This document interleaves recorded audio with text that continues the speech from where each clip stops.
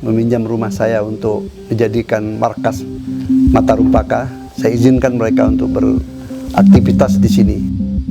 Kegiatan mereka yang saya perhatikan setiap hari di sini, Mbak TBM sini, yang mereka nyebutnya dengan laboratorium kreativitas Wudu. Dia meminta pada para pegiat anak yang membantu dia untuk mengelola Matarumpaka, TBM Matarumpaka ini, dia minta supaya para pegiat ini membuat satu isi tentang apa sih Matarumpaka ini gitu. Saya terpanggil melihat itu, mereka kok nggak bergerak-gerak anak-anak muda ini. Akhirnya saya akan coba memotivasi mereka untuk memulai menulis. Akhirnya saya terpikir, oke, saya akan menulis Matarumpaka di mataku. Setelah menulis 3 halaman tentang Matarumpaka ini, akhirnya saya terpikir, kenapa saya tidak menulis fotografi saya aja gitu. Senja yang tersisa, sepeda ontelku menghantar memoir dari Bangka sampai Tasikmalaya. Itu judul buku saya yang kedua ini. Saya sudah nulis, sudah mungkin sekitar 70 halaman. Tapi yang namanya autobiografi kan nggak habis-habis ditulis gitu.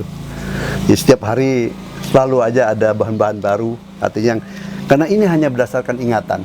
Saya tidak punya rekam jejak, tidak punya diary. Jadi saya hanya berdasarkan ingatan saya aja. Dan dibantu oleh foto-foto yang saya punya. Betul, saya punya lebih 40 album perjalanan hidup. Dari foto-foto ini saya coba merangkai cerita perjalanan hidup saya dari tahun 47 lah, sejak kelahiran saya sampai tahun 2019 sampai lahir cucu kelima saya.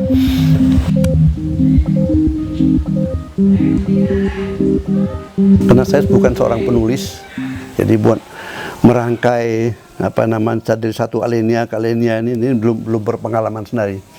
Tapi saya harapkan nanti penyuntingnya lah yang akan penyelesaian akhirnya gitu.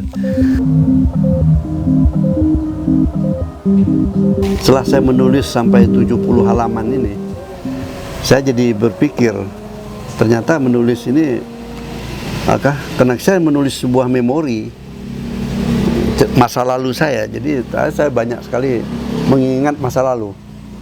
Menurut buku yang pernah saya baca, mengingat masa lalu ini, membaca, menulis, baca lagi, menulis lagi, itu akan mencegah demensia. Demensia itu penyakit lupa. Itu. Sedangkan di sini kita dituntut untuk justru mengembalikan ingatan-ingatan kita. Mungkin dengan melatih otak kita untuk memperkuat daya ingat kita. Itu barangkali yang saya dapat dari nulis. Karena saya sendiri, karena sudah seumur saya sudah 73 tahun ini, saya menulisnya tentunya tidak selancar orang muda. Dengan tertatih-tatih saya menulis ini gitu. Dan mungkin inilah salah satu terapi untuk orang seumur saya ini untuk mencegah demensia dengan membaca, menulis gitu. Karena ujung daripada penyakit demensia ini orang jadi pikun gitu. Itu sudah bisa total lupa sama sekali gitu. Atau berperangai yang aneh setelah dia menjadi pikun gitu.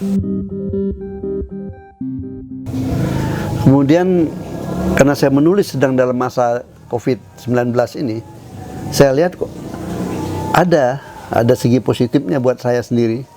Karena saya lebih banyak waktu ada di rumah.